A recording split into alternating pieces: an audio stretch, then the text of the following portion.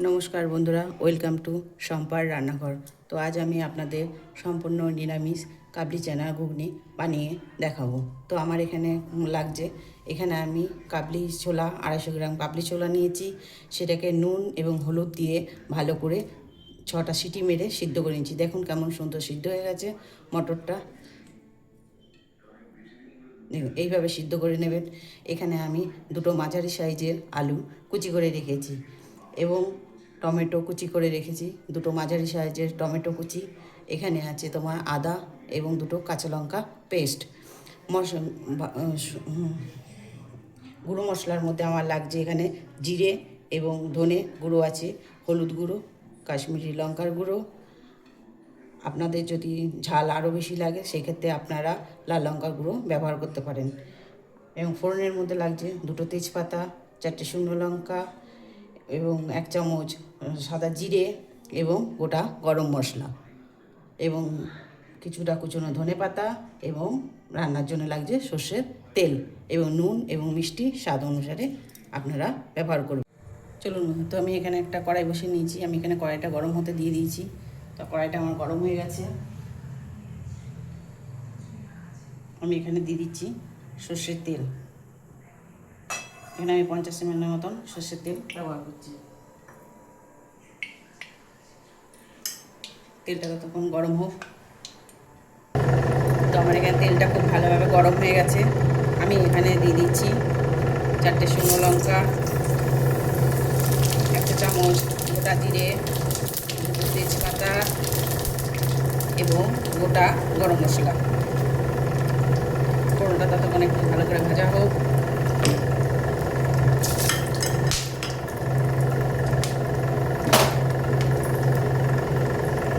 এখানে আমার ফোড়নটা ভাজা হয়ে গেছে। আমি এখানে দিয়ে দিচ্ছি কেটে রাখা আলু। আলুটাকে একটু ভালো করে নাড়িয়ে চাড়িয়ে নিয়ে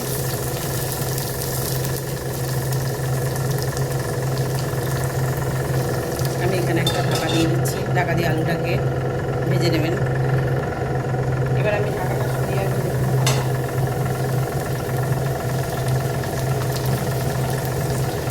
যখন দেখবেন আলুটা এরকম লাল লাল ভাজা হয়ে গেছে, তখন এতে দিয়ে দেবেন আদা কাঁচা লঙ্কা বাটাটা।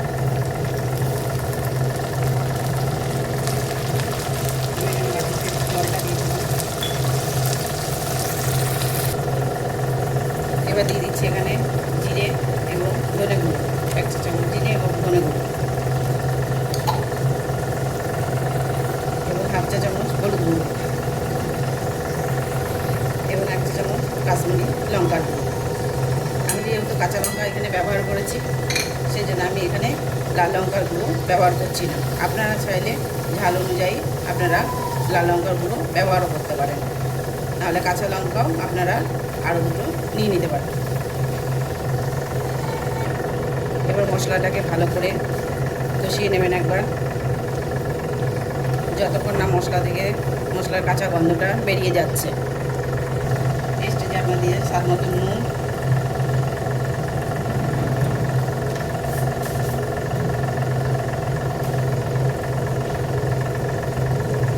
এবং স্বাদ মতো চিনি দিয়ে ভালো করে একবার কষিয়ে নেবেন।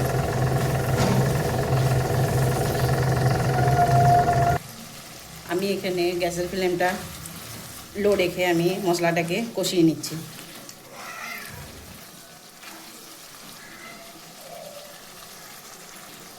এবং এখানে আমি দিয়ে দিচ্ছি কুচনো টমেটোটা।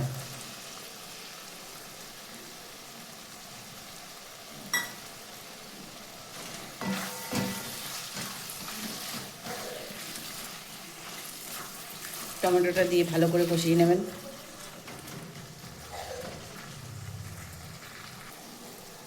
দেখুন আমার এখানে মশলাটা কষা হয়ে গেছে।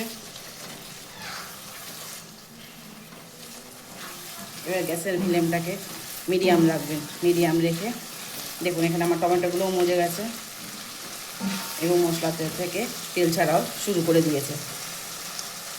যখন দেখবেন মশলা থেকে এইভাবে তেল ছাড়া হচ্ছে, তখন জানবেন মশলাটা কষানো হয়ে গেছে। এবং আমি দিয়ে দিচ্ছি একটু চানা মশলা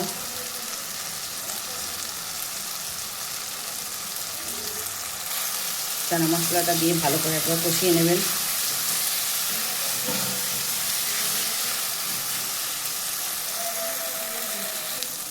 এবার আমি দিয়ে দিচ্ছি এখানে সিদ্ধ করা মটর।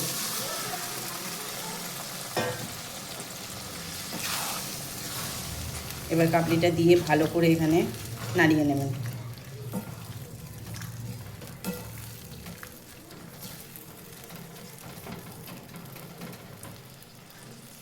নাড়িয়ে গ্যাসের ফ্লেমটাকে মিডিয়ামই রাখবেন, রেখে একটা ঢাকা চাপা দিয়ে দেবেন যাতে মটরের ভেতর মশলাটা ঢোকে।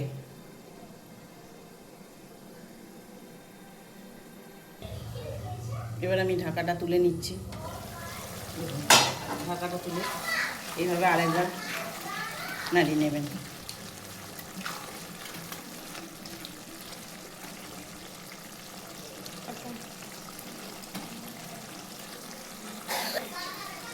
আমি দিয়ে দিচ্ছি এখানে জল।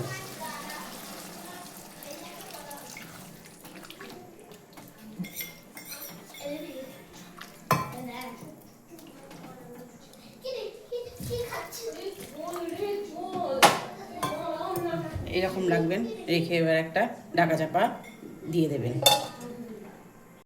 চলুন এবার ঢাকাটা তুলে একবার দেখে নিই। দেখুন এখানে আমার ঘুগনি রেডি।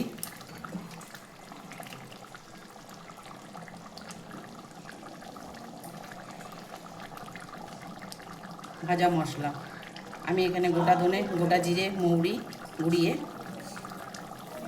রেখেছি, দিয়ে দিলাম। এবং উপর থেকে ধনে পাতা ছড়িয়ে নামিয়ে দিলে রেডি কাবলি চানা ঘুগনি। রুটি, লুচি, পরোটা যার সাথেই খান জাস্ট জমে যাবে একবার। দেখুন আমি এইভাবে সব সার্ভ করে নিলাম। দেখুন কতটা সুন্দর হয়েছে। এবার উপর থেকে একটু ধনে পাতা গার্নিশ করে দিলেই রেডি কাবলি চানা ঘুগনি, সম্পূর্ণ নিরামিষ পদ্ধতিতে।